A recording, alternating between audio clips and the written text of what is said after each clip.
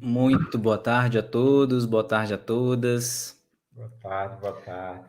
Sejam bem-vindos e bem-vindas a mais uma tarde de reflexões, de estudo.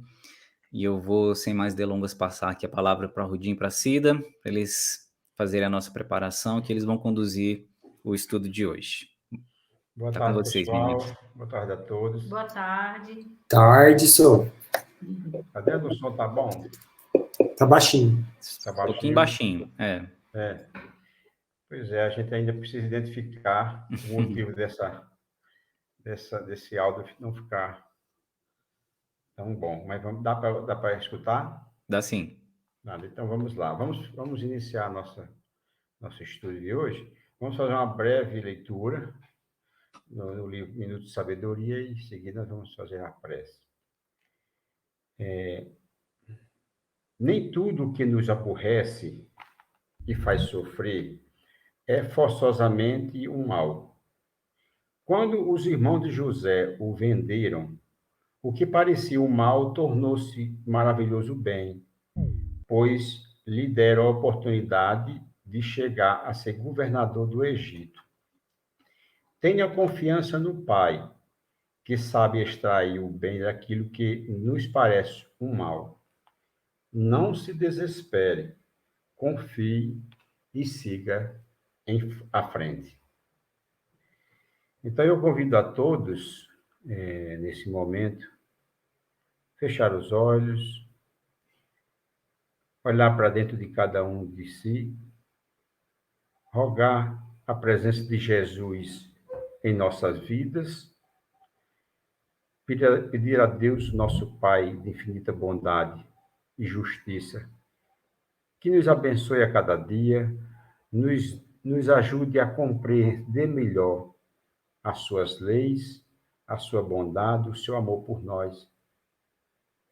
Pedir ao Mestre Jesus que abençoe os nossos corações, abençoe o nosso país, para que possamos sair vitoriosos desses momentos de indefinição, de incertezas, em que as conquistas que ao longo do tempo foi conseguida com tanto esforço, com tanto sacrifício, que ela não se perca no caminho. Quanto a nós, Jesus, queremos apenas renovar os nossos propósitos do bem, o bem do próximo, semear a paz, a harmonia, a concórdia entre nós e entre aqueles que temos convivência, temos relações todos os dias. Que possamos, Senhor, ser capazes de unir os corações, de batalhar pela união de todos, especialmente entre aqueles que têm o mesmo ideal. E assim, Mestre Jesus, nessa tarde de estudo, possamos transmitir a sua mensagem com clareza, com objetividade, fazendo compreender a todos as lições tão sublimes que tu deixastes para todos nós. E com a certeza da sua presença entre nós, e certos do auxílio dos mentores espirituais, queremos iniciar o nosso encontro desta tarde, dizendo muito obrigado, Senhor, pela vida, pela presença e pela companhia. Que assim seja. Então, nós vamos colocar aqui nossos slides para a gente começar a nossa aula.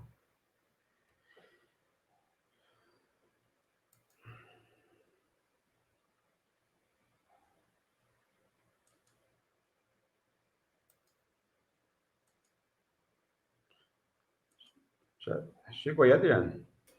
Chegou sim, tá certinho. Chegou, né? Ok.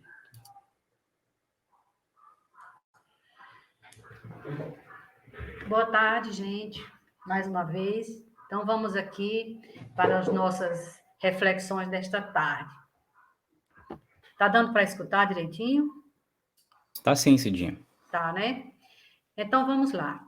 Nós, só recordando um pouco, nós já tivemos outros dois sábados em que falamos de encontros com Jesus.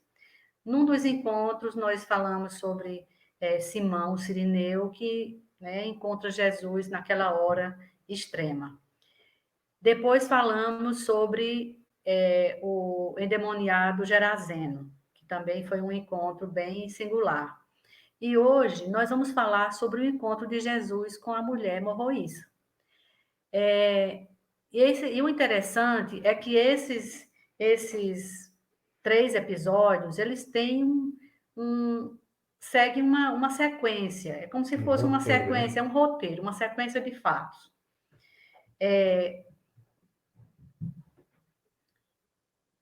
Então, vamos começar a ver essa sequência, como é que foi. Primeiro, Jesus, ele sai de Cafarnaum, atravessa o mar da Galiléia com seus discípulos à noite. E aí vem aquela forte tempestade que trata no Evangelho e que Jesus acalma a tempestade. Ao amanhecer, ele chega à outra margem do lago, na região da Decápolis, e quando ele desce do barco, ele encontra o endemoniado Gerazeno, cura aquele homem que estava possesso de vários espíritos há muito tempo, e ele não é aceito pelos gerazenos e é expulso. E pela manhã ele retorna, né? No mesmo dia, ele retorna para Cafarnaum. E aí, o Evangelho conta, vamos ler aqui o trecho, o que aconteceu lá em Cafarnaum, né? Quando ele volta dessa viagem. E o Evangelho de Marcos, no capítulo 5, versículo 21 a 34, diz o seguinte: E passando Jesus outra vez num barco para o outro lado, ajuntou-se a ele grande multidão, e ele estava junto do mar. E eis que chegou um dos principais da sinagoga, por nome Jairo, e vendo-o, prostrou-se aos seus pés, e rogava-lhe muito, dizendo: Minha filha está à morte.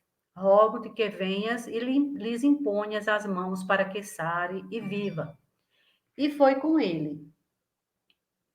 E seguia-o uma grande multidão que o apertava.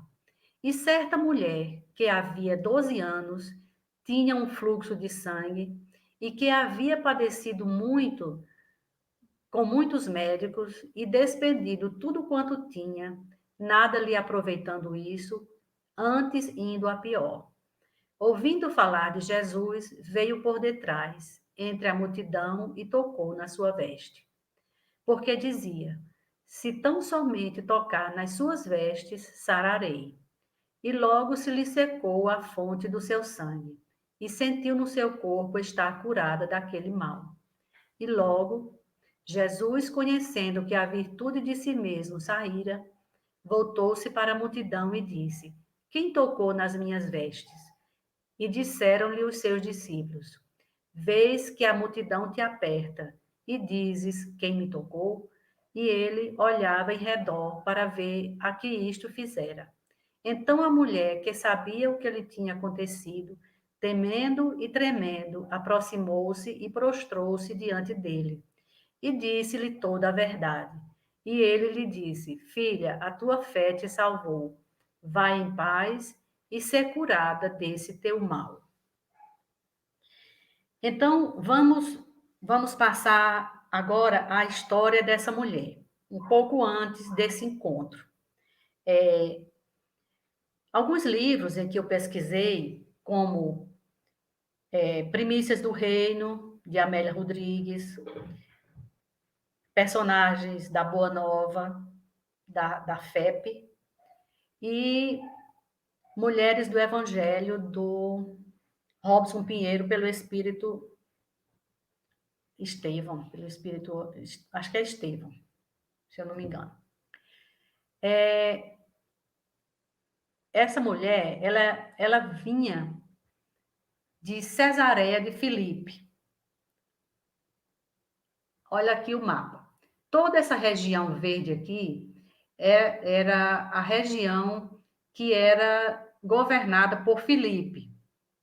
Essa daqui era governada por Herodes, Antipas, e essa outra por Arquelau. Então, eram 3 governantes aqui nessa região.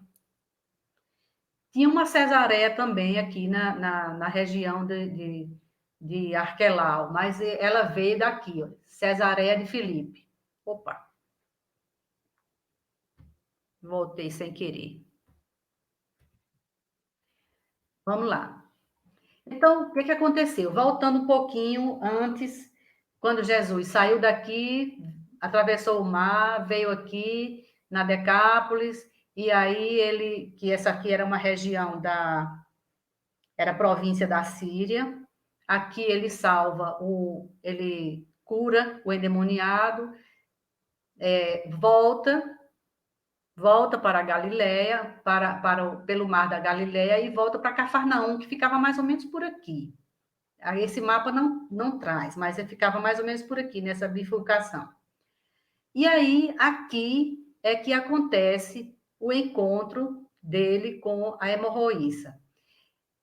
Os livros nos contam que, nesse momento em que Jesus estava descendo do barco, já uma grande multidão já estava ali, porque todo mundo queria saber como que Jesus e os discípulos tinham se salvado daquela tempestade que havia acontecido no lago na noite anterior.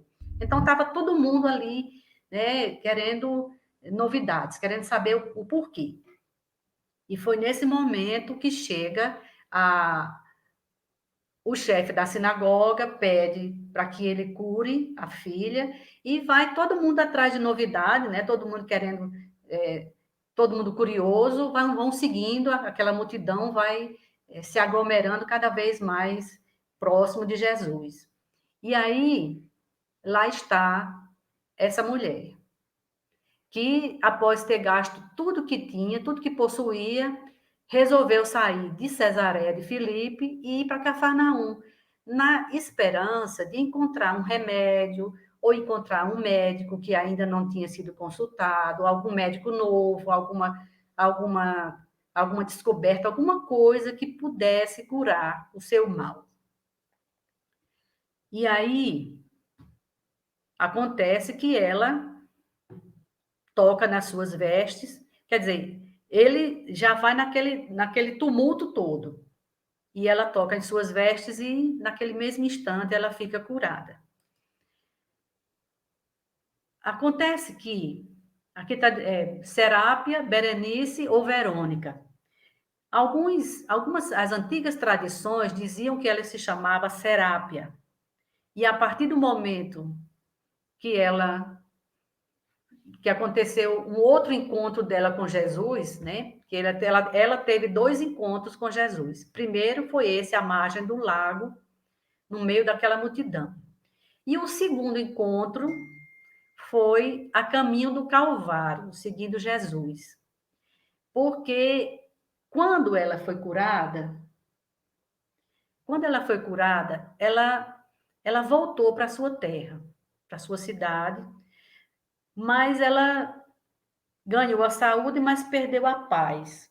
Por quê? Porque todo mundo queria saber como que ela tinha, a vida dela já não pertencia mais a ela, porque as pessoas queriam o tempo inteiro que ela contasse como vai acontecer o episódio da sua cura.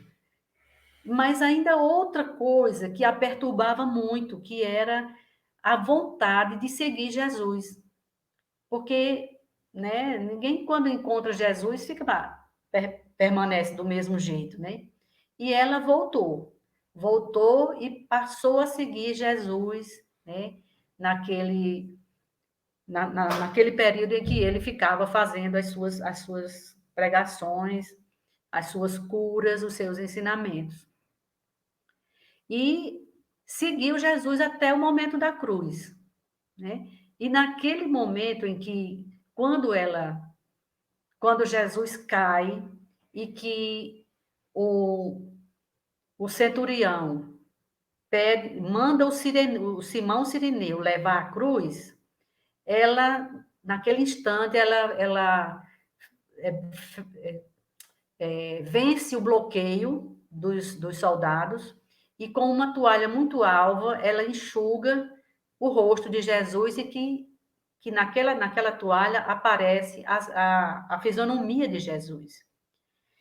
E, a partir desse momento, ela passou a ser chamada de Verônica, que significa verdadeira imagem.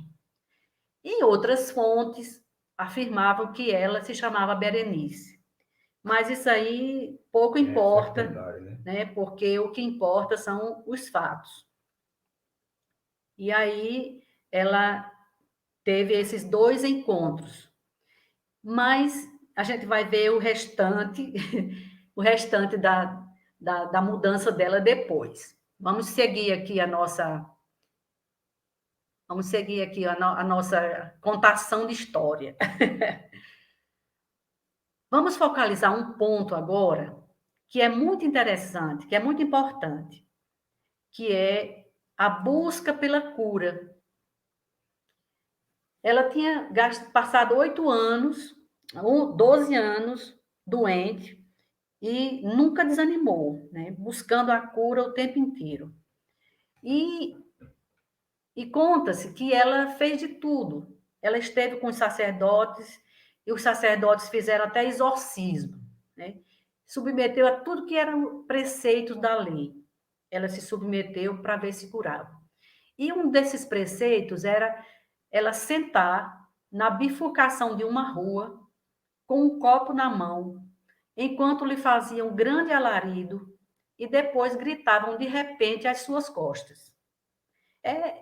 Fazendo aquele... Eu pensei naquela história de quando a gente está com soluço, aí vem uma pessoa e faz um susto assim na gente para poder a gente acabar com o soluço, né? Eu pensei mais ou menos isso.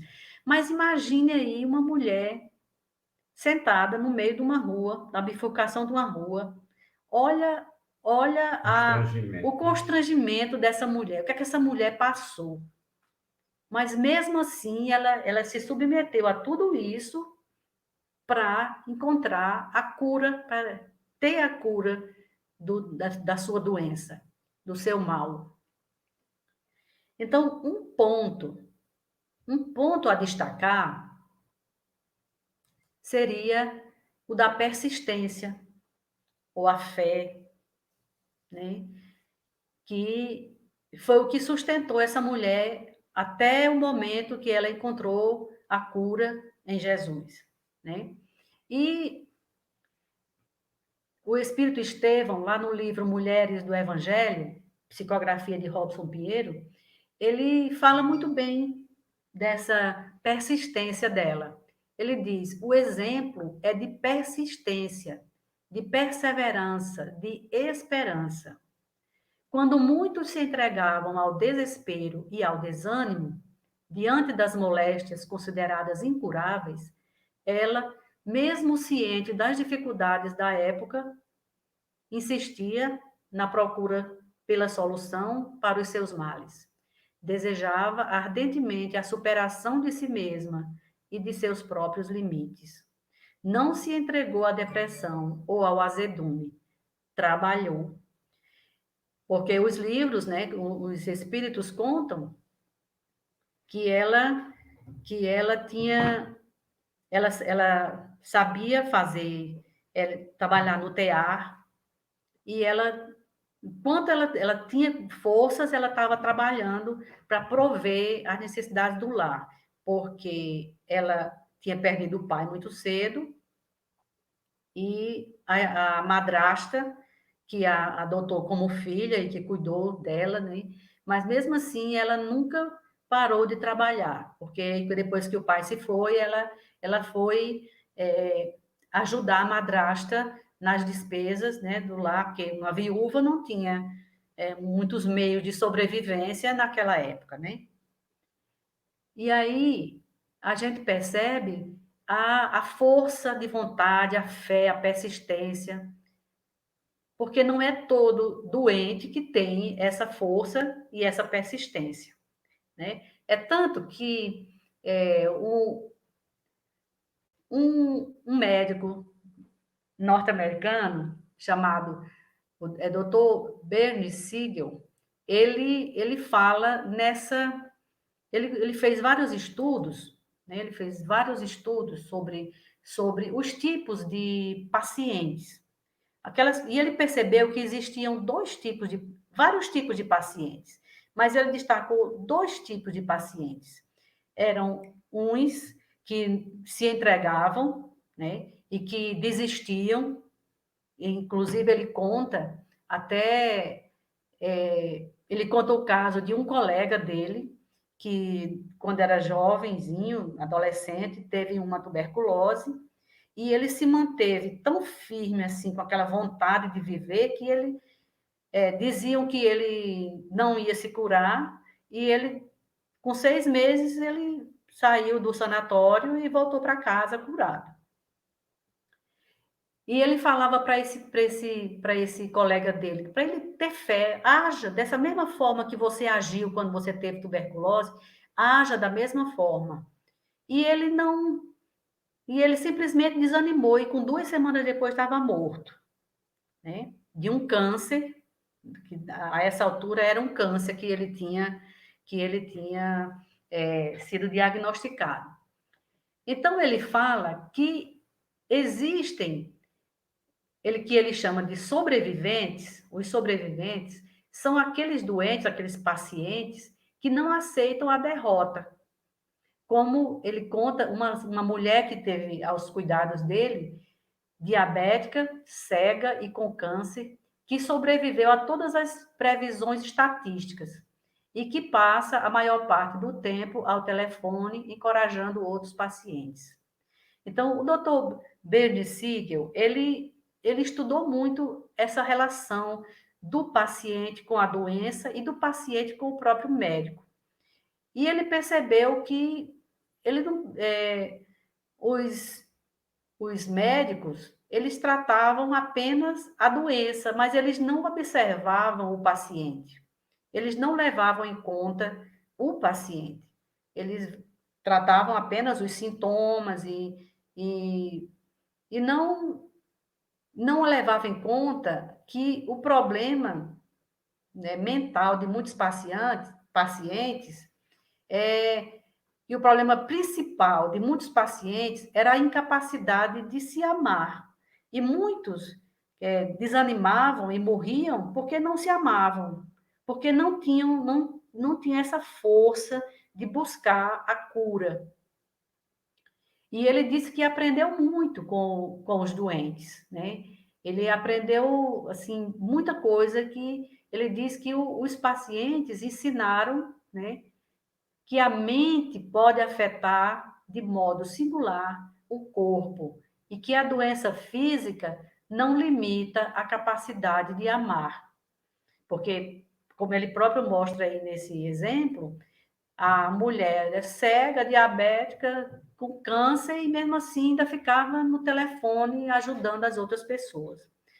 Então, eu achei assim muito interessante trazer esses fatos, esse estudo do Dr. Bernie Siegel, que ele desse livro Amor, Medicina e Milagres, porque tem tudo a ver com o caso da mulher hemorroíça. Ela foi um tipo desse paciente sobrevivente, né? Ela sobreviveu a toda essa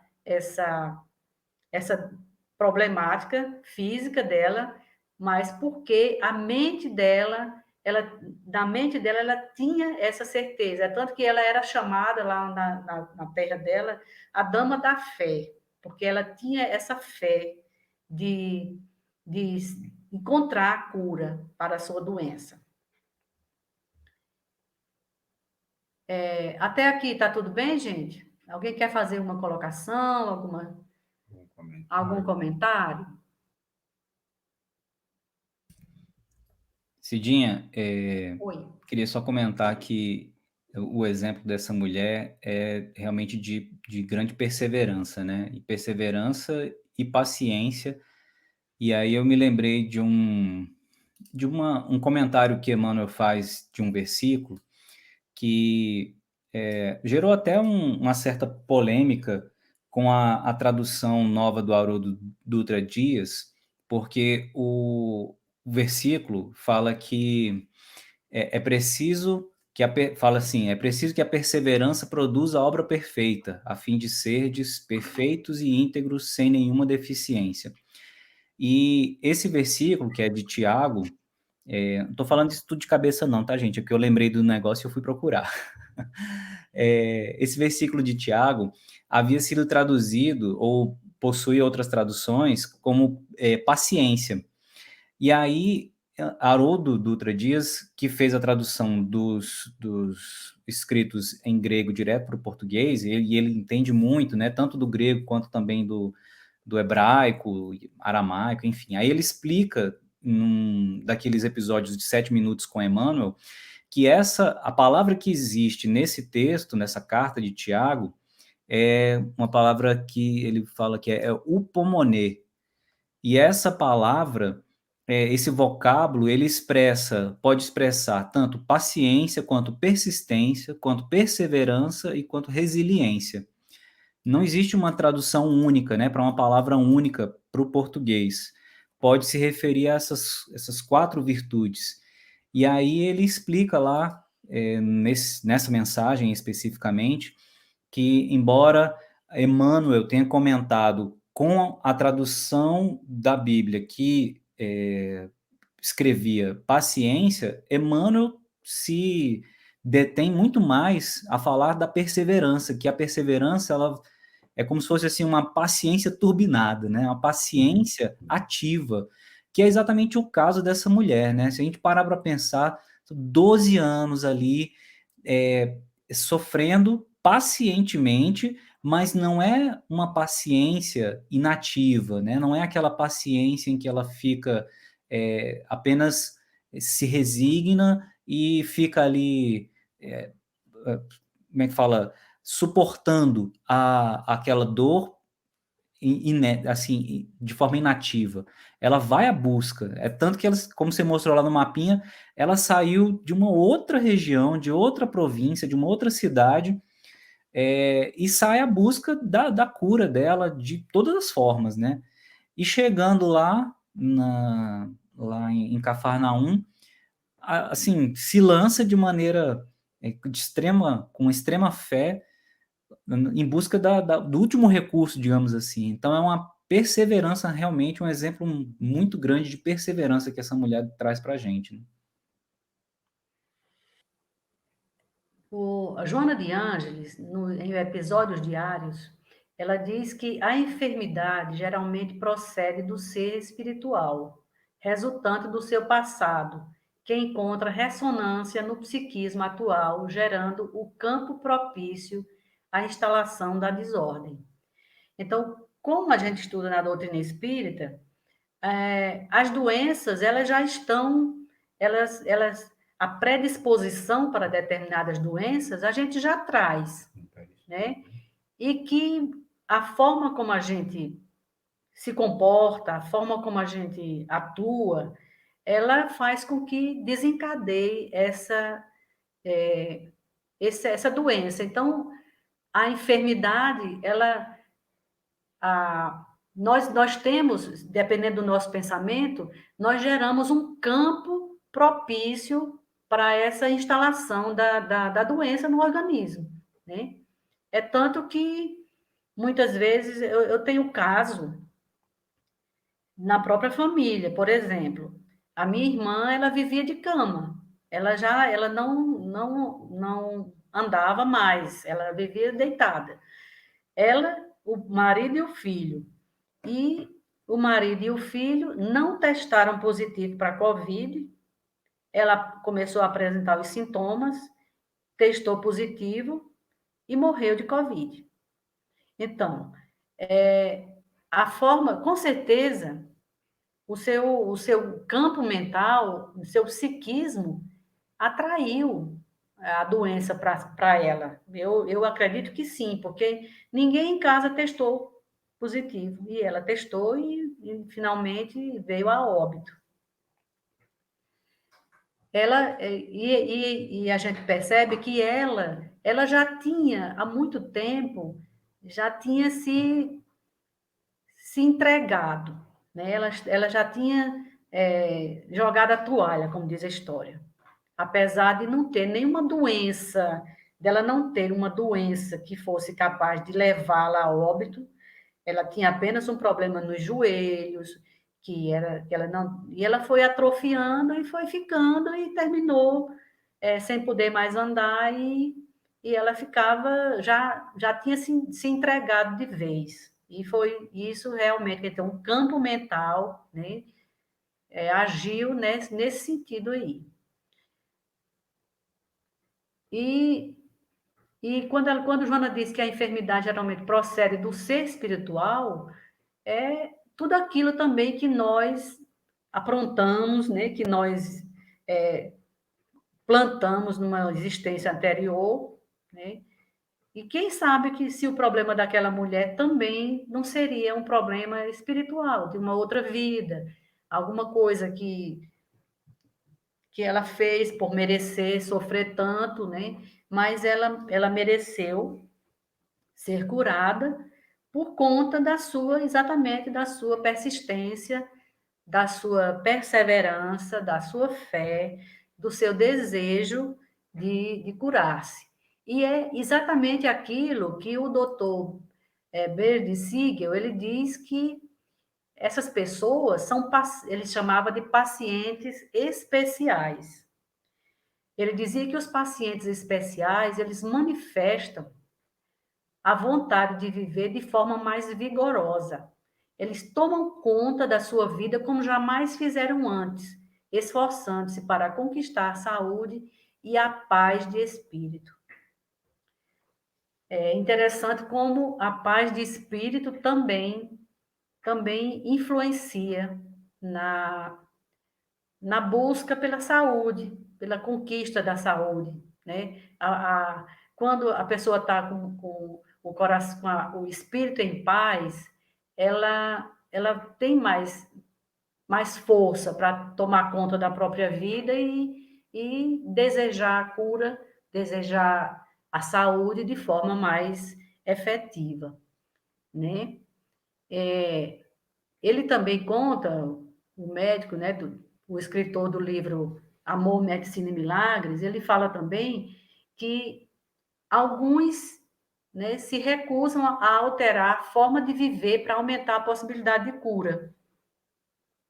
Tem pessoas que, por exemplo, uma pessoa está com um problema cardíaco, aí o médico vai e diz assim, olha, você precisa mudar de vida, você precisa fazer exercício físico, você precisa mudar a sua alimentação, você precisa dar várias orientações, porque senão você vai ser preciso fazer uma cirurgia. Aí a pessoa diz, não, doutor, pode operar porque é mais fácil, né? É mais rápido e mais fácil. Então, ele diz que 80% das pessoas que ele dá a escolher entre operar ou mudar de vida, elas preferem que opere porque é mais fácil do que mudar de vida. Menos esforço. É menos esforço, né? Então, ele diz que essas pessoas, esses pacientes especiais, eles têm essa força, essa vontade, fazem qualquer coisa para viver, para ter pelo menos uma qualidade de vida melhor, se não tiver a cura total. Ou seja, eles estão entre os 20%, né, que estão dispostos a mudar Isso. para obter a cura desejada, né? São os 20%. Uhum. Você vê que a grande maioria prefere o caminho mais fácil, né? Pensando do ponto de vista espiritual, talvez essa mulher hemorroíça, ela, pegando o esclarecimento da Joana de Ângeles, né, na tela anterior, em que ela falava que a enfermidade ela se encontra no campo psíquico, no campo mental, né, do espírito. Aquele momento da cura, como o próprio Cristo fala, né, que a fé dela a curou, ela já havia modificado no seu campo mental, talvez já tenha conquistado essa vontade de viver e modificado suas atitudes, e aí é adquirido, então, uma condição mental que já permitia se ver livre da enfermidade no corpo físico, né? Porque ela já havia, então, digamos assim, extirpado a causa da enfermidade no perispírito, enfim, no campo mental, né? Pois é. Cida, Sim, e tem aquele problema, né, que a gente sabe e a gente converge sempre para esse fim quando a gente vê, quando fala que a doença é mental, né? As pessoas pessimistas, elas sofrem muito mais do que as outras, né? No caso, como você falou aí, os dois tipos de paciente, né? Aquele paciente que quer ser curado e aquele que se julga um coitado, né? Aquele que quer ser curado, ele é positivo, ele pensa, ele quer viver, ele quer sair, ele quer melhorar. E a gente tem visto isso ultimamente, ultimamente até que não está mais, porque não é mais novidade, né? Aquelas pessoas saindo da Covid ali de 100 anos, 90 anos, aquelas velhinhas, aquele senhor velhinho ali saindo feliz da vida porque venceu a Covid. Não podia ter, sei 100 anos, já vivi demais, né? Tá bom. Se ele mantém esse pensamento, a Covid levava ele. Mas como com certeza ele tinha certeza, ele queria viver e ele tinha aquela certeza que ele sairia dali com vida, ele saiu. Esse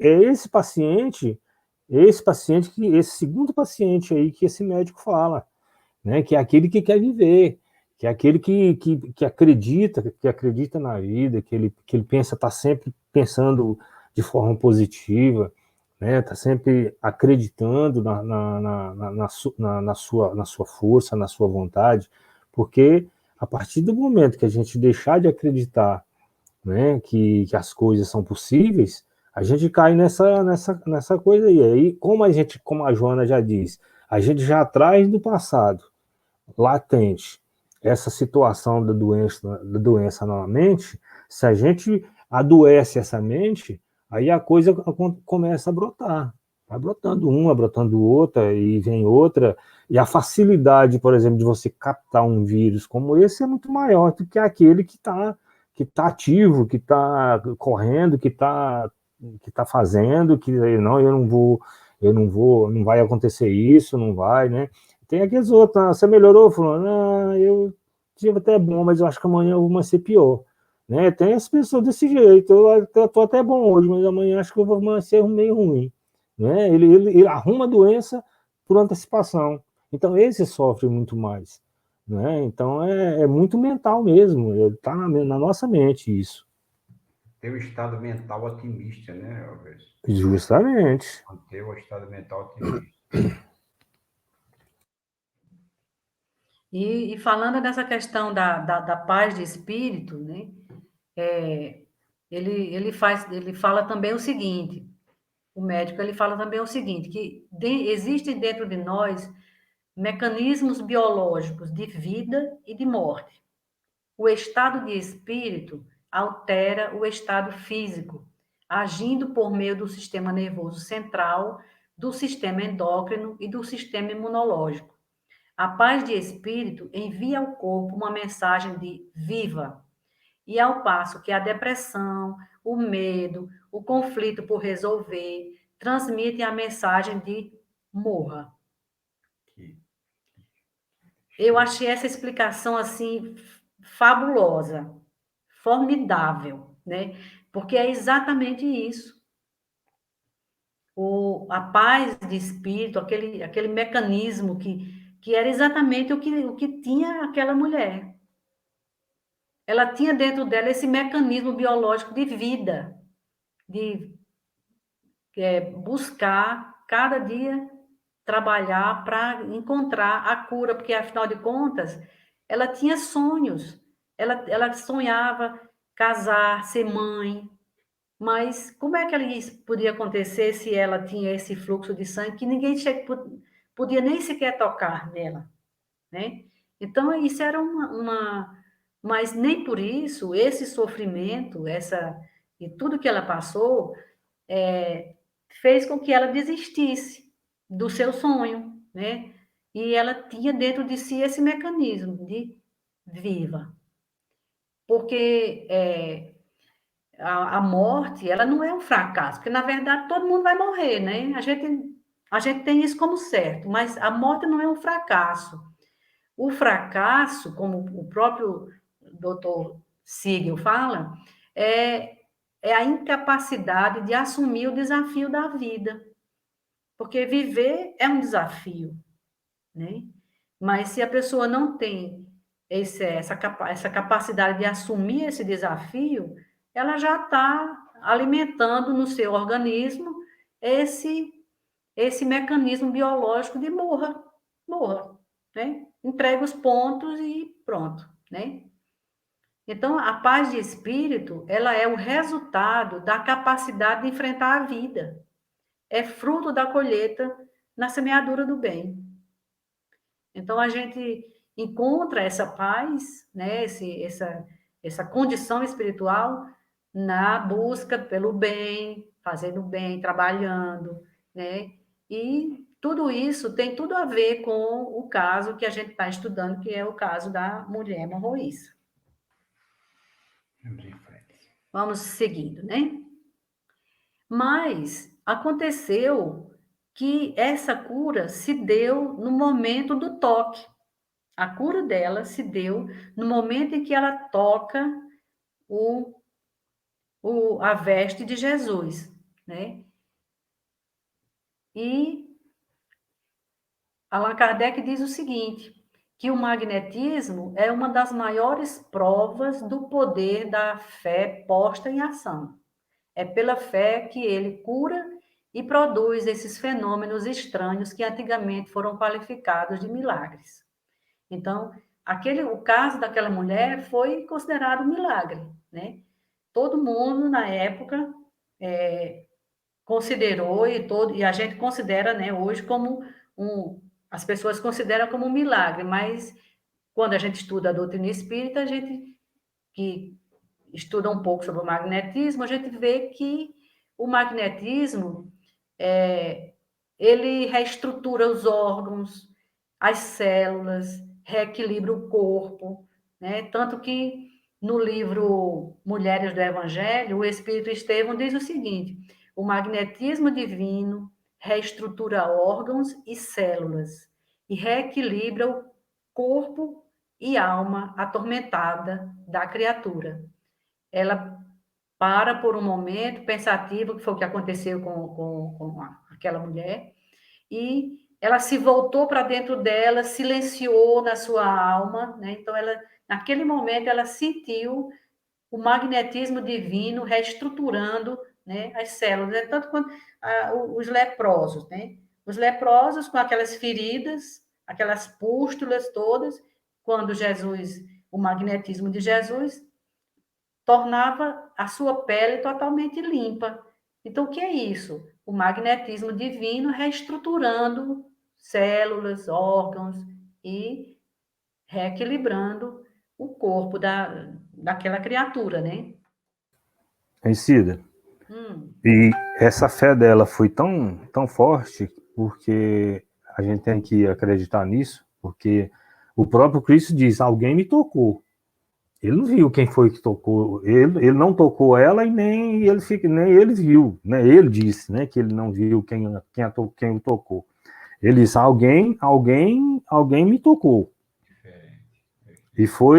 Quer dizer, a fé dela foi tão grande que mesmo Jesus, é claro que ele sabe ele sabia quem tinha tocado nele, mas ele fez isso justamente para mostrar, né, como ele fez com os outros, como ele tinha feito com os outros, né, como você mesmo já colocou, né, olha, a sua fé te curou.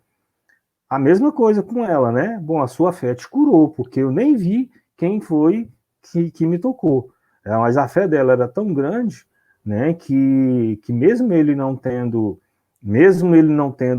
estado com ela frente a frente, como esteve com os outros, né, ela foi curada pela fé que ela tinha, que vendo, passando por ele, pegando nele ou conversando com ele, ela seria curada.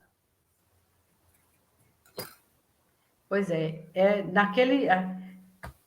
eu acredito que tenha sido dessa forma. O desejo dela tão grande ali para se aproximando de Jesus, que ele percebeu o pensamento dela, o desejo dela, e ele queria mostrar mesmo para aquele povo, aquela multidão que estava ali, que o que era capaz uma pessoa com fé, né?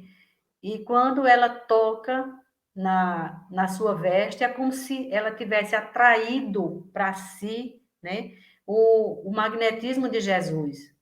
Não foi nem o mestre que endereçou esse magnetismo, ela atraiu para ela. E a gente, quando estuda o passe, a gente sabe que quando a pessoa está receptiva, ela atrai os fluidos, né, os fluidos magnéticos do passista, né? E quando ela não está receptiva, ela simplesmente, né, dispersa aqueles fluidos. No caso dela foi essa questão, ela atraiu para si o magnetismo do Cristo, com a sua tamanha fé, né? Esse dia, Oi. só um comentário em relação a essa questão do toque, ele tem um aspecto muito interessante, Sim. porque essa questão do toque tem aquela questão da vontade, de se predispor a fazer, né? Em se tentar para que aquilo aconteça, além do processo do acreditar, da fé, da perseverança, elas têm que se movimentar, porque tem esse aspecto, você tem a fé, mas se você não se movimenta, se você fica só aguardando, se você não faz também a tua parte, que faça a tua parte, que o céu também te ajudarás. Então, vem exatamente nesse encontro também, nesse sentido. A pessoa tem que fazer o movimento também dessa mudança, esse movimento da busca, né, dessa condição do acreditar realmente. Mas se ela não se movimenta, inclusive o seu pensamento, a sua vontade, o seu ato realmente de ir até e fazer, aí não se obtém a cura, né? Porque depende também do indivíduo, porque vai partir de um processo de compreensão, de entendimento, realmente nesse processo do movimento, né? É isso mesmo. E sobre essa questão da cura, o Dr. Bernie Siegel, ele diz que todas as curas são científicas, embora a ciência ainda não seja capaz de explicar exatamente como ocorrem os inesperados milagres, né? Às vezes a pessoa está, né, já desencanado, não tem mais chance, manda para casa para esperar chegar o dia, mas a pessoa tem tanta vontade de viver. Tem um documentário que chama O Segredo, não sei se vocês já viram, e que tem um homem que sofre um acidente de avião, ele estava pilotando um avião, e ele fica tetraplégico. E aí a única coisa que ele fazia era piscar os olhos. E aí disseram que ele não tinha mais condições de vir a se mexer, a se mover, nunca mais. E aí ele diz que se estabelecia uma conversa apenas assim, piscando os olhos. E as piscadas eram as letras. E nessa convenção que foi feita, ele chegou a dizer que no Natal ele sairia do hospital andando. E aí a sua mente trabalhou nesse sentido. E realmente ele saiu no Natal andando, né? Claro que auxiliado, mas saiu andando. Então, a questão da mente, né? Aquele mecanismo biológico de vida, de luta pela cura, pela vontade de viver, né? Então, o médico fala assim, que todas as curas são científicas, né? Porque a medicina, ela se concentra na doença, né? Enveredando por uma orientação falsa que diz que como se a doença fosse quem atacasse as pessoas. Mas ele diz que são as pessoas que atraem a doença, porque se tornam suscetíveis à sua causa. Porque todos nós estamos expostos a causas, né? Ele, como cientista, nos diz isso, já que Joana de Ângeles também nos diz. Ele diz de modo científico e Joana de modo, né, espiritual. Ela diz que a doença está no psiquismo e que, de acordo com o que a gente pensa, a gente faz com que desenvolva, desencadeie o processo doentio. E ele diz que é assim, não é a doença que ataca a pessoa, é a pessoa que atrai, porque todos nós já estamos suscetíveis de ter uma doença qualquer, né?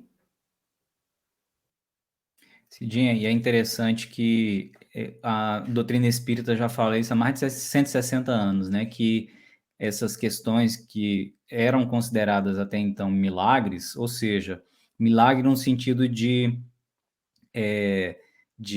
negar a ciência, ou um fato que acontece sem a explicação da ciência, ou contra as leis da natureza. O Espiritismo veio exatamente trazer o esclarecimento de que não, que tudo o que aconteceu no caso das curas que Jesus promoveu, que é o caso dessa mulher, e também essas curas inesperadas, como diz aí o autor, né, se dão integralmente conforme as leis da natureza, conforme a ciência, mas é uma ciência que nós ainda não compreendemos, né, integralmente. O homem, no estágio atual, ainda não consegue explicar, não consegue entender, mas não deixa de ser ciência. Então, corrobora muito essa fala aí do doutor, aquilo que a doutrina espírita já fala há muito tempo, né, e a gente vê como realmente a doutrina dos espíritos está à frente do seu tempo e permanece ainda muito atual, né?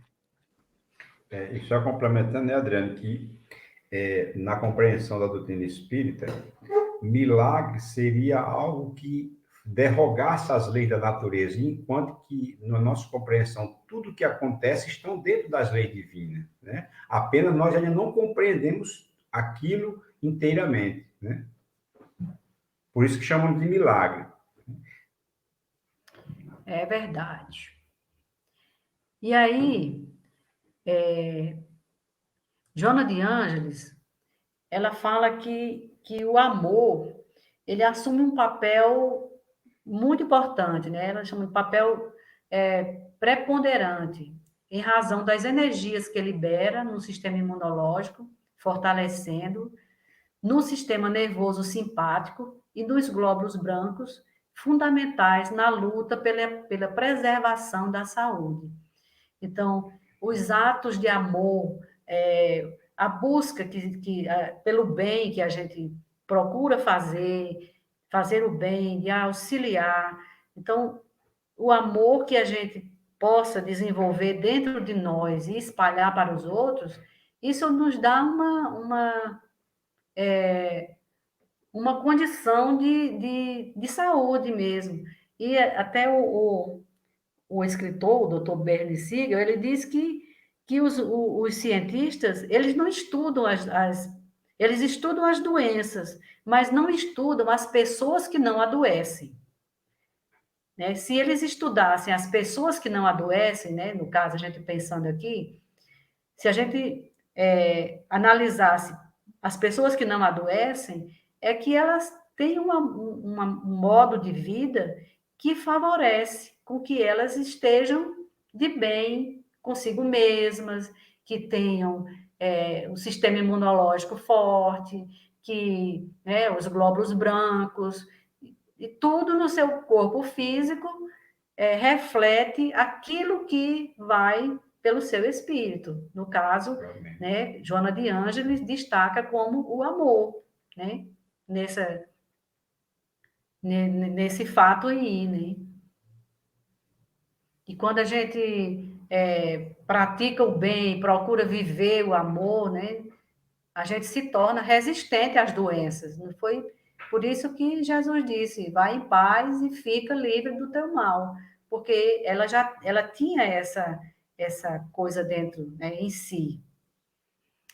E aí, quando nós falamos nos nossos outros encontros, quando nós falamos do Cirineu, do Simão Cirineu, falamos da transformação que ele sofreu em sua vida, em seu íntimo, a partir do encontro com Jesus, né?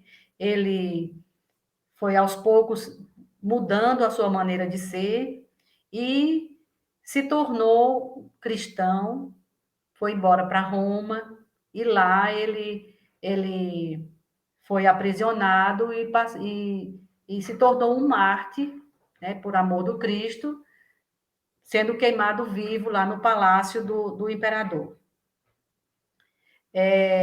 O endemoniado Gerazeno, que foi o nosso segundo assunto, ele também se transformou, né? Ele quis, no primeiro momento, seguir Jesus, mas ele disse, volta para os teus e conta o que Deus fez por ti.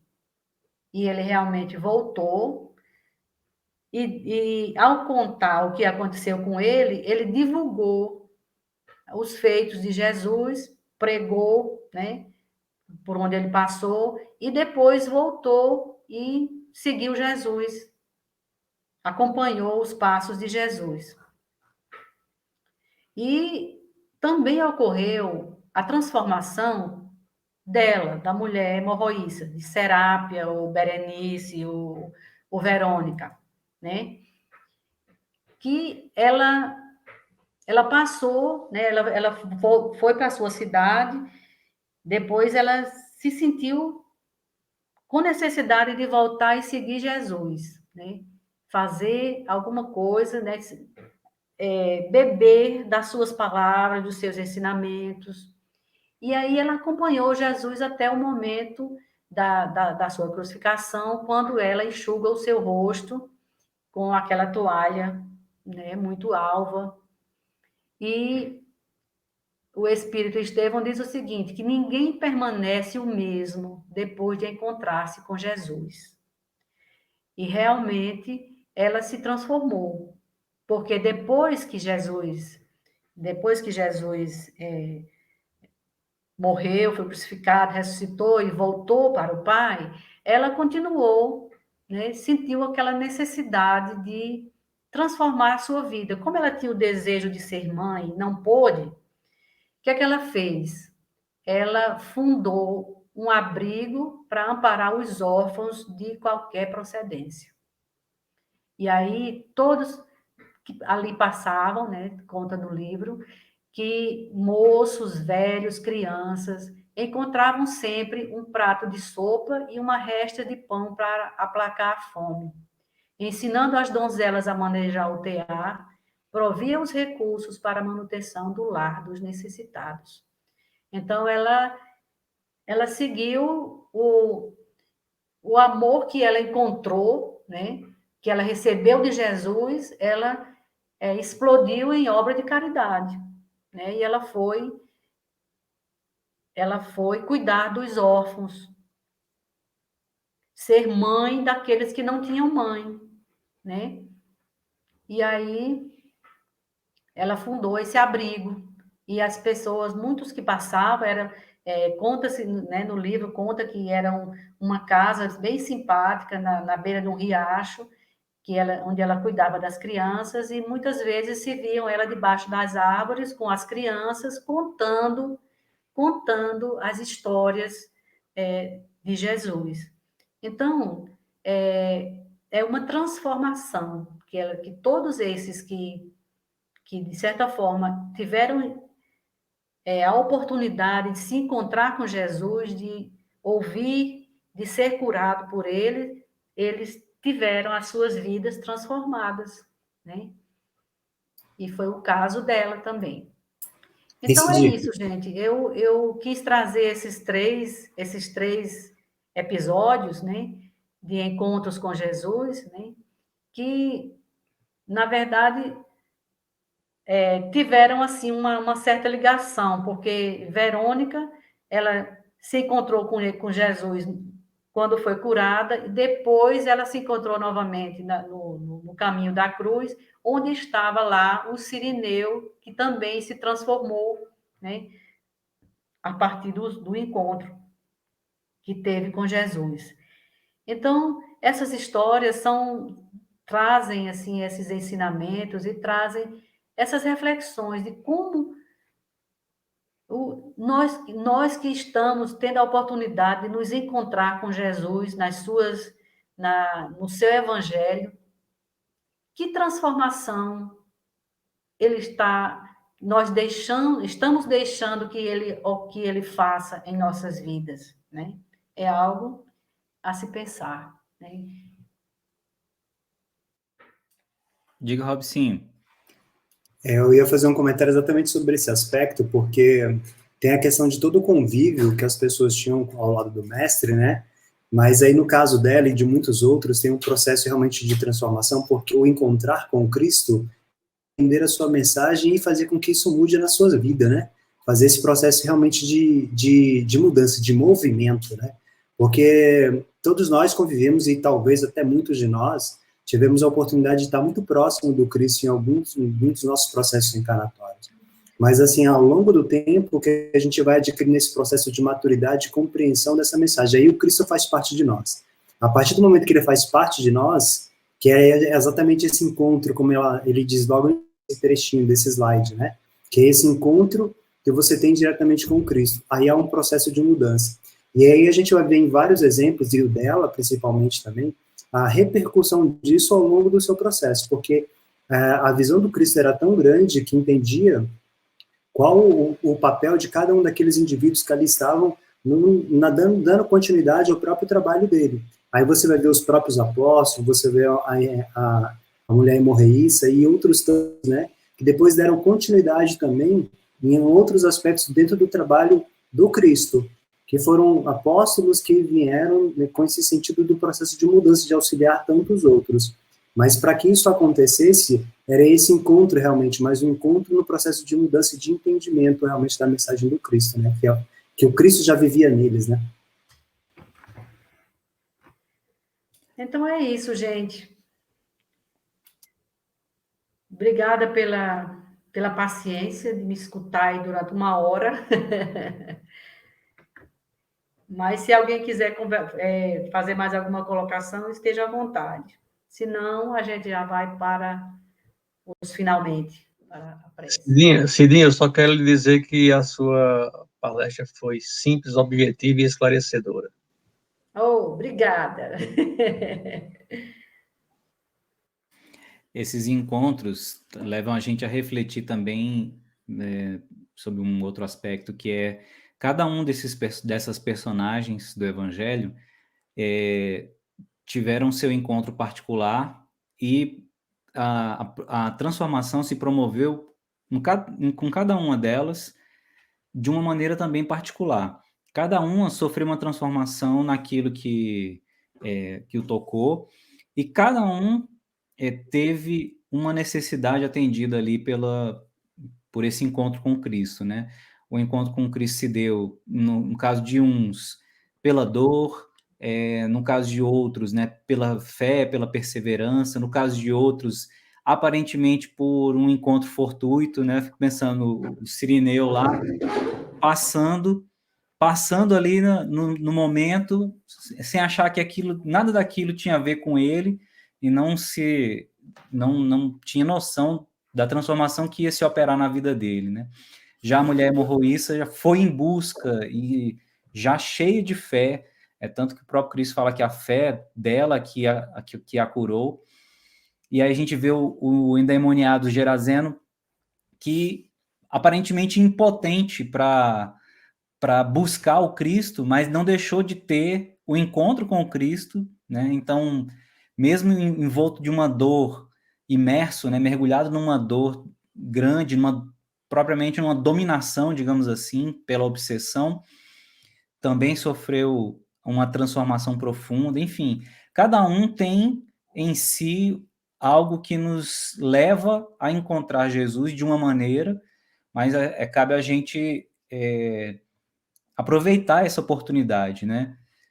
Todos eles que você trouxe aí para a nossa reflexão, vocês trouxeram para a nossa reflexão, tiveram um encontro e aproveitaram essa oportunidade, né? Então fica realmente uma reflexão muito importante para a gente pensar se nós estamos aproveitando o encontro que nós estamos tendo com o Cristo diariamente ou semanalmente, né?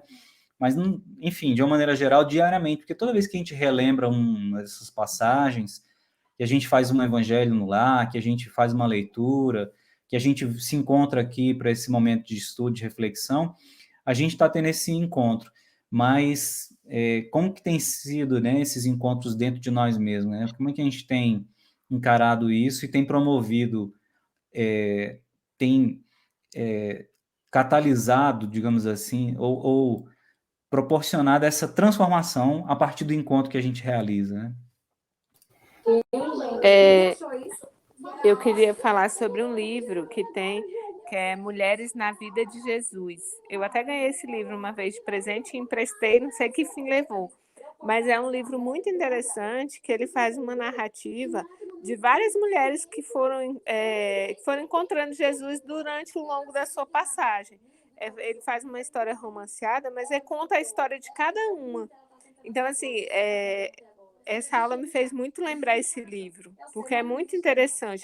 Você vê, assim, a história da fé, da persistência, né, dos milagres mesmo, de conseguir, de ir em frente. Então, é bem interessante. Quem tiver a oportunidade de ter esse livro, de ver, eu ganhei, eu emprestei e ele se foi. Deve estar por aí. Só completando aí o que... Completando não, né? Complementando, auxiliando aí no comentário que o Adriano fez, eu acredito que, todos tiveram, cada um teve seu momento, né? De encontrar com Jesus ali, e isso está sendo demonstrado para a gente justamente para nos mostrar que nós também vamos ter o nosso momento.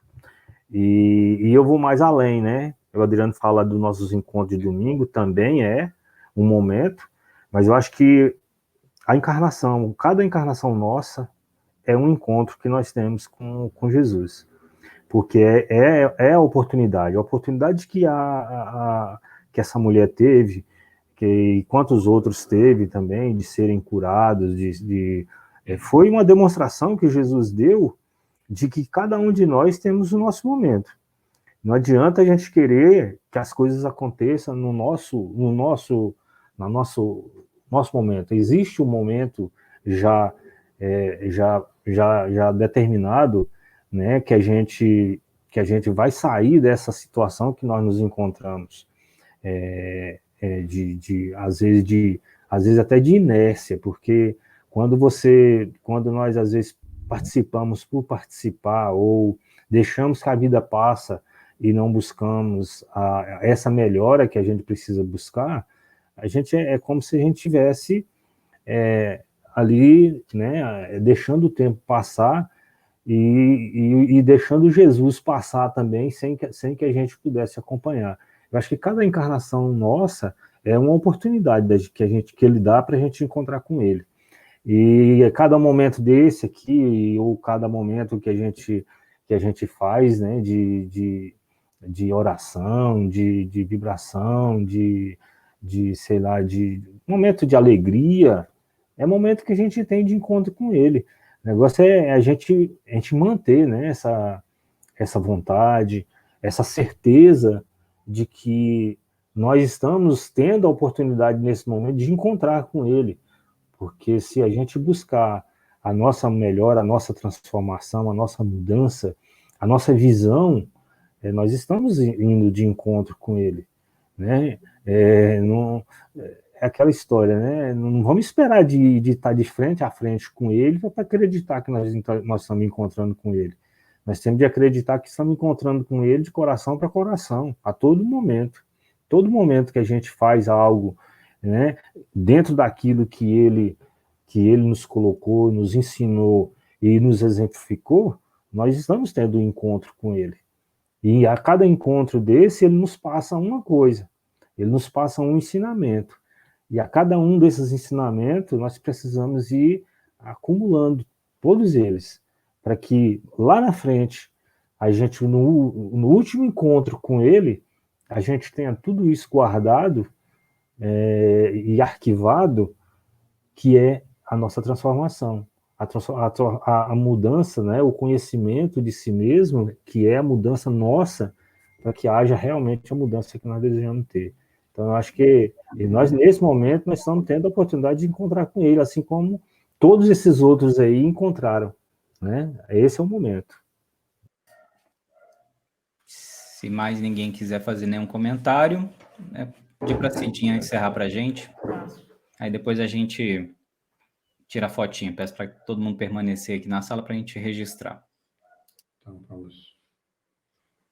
Então, nesse instante, eu convido a todos a fechar os olhos, a imaginar as cenas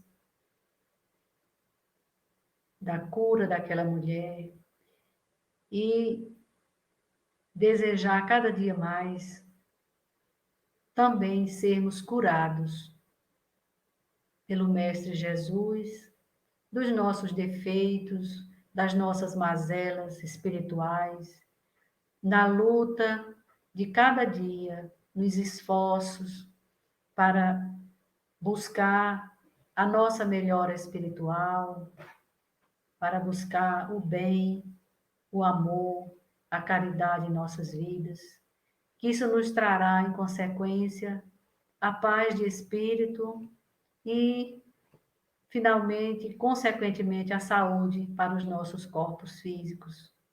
Senhor Jesus, estamos agradecidos, Senhor, pelas reflexões da tarde.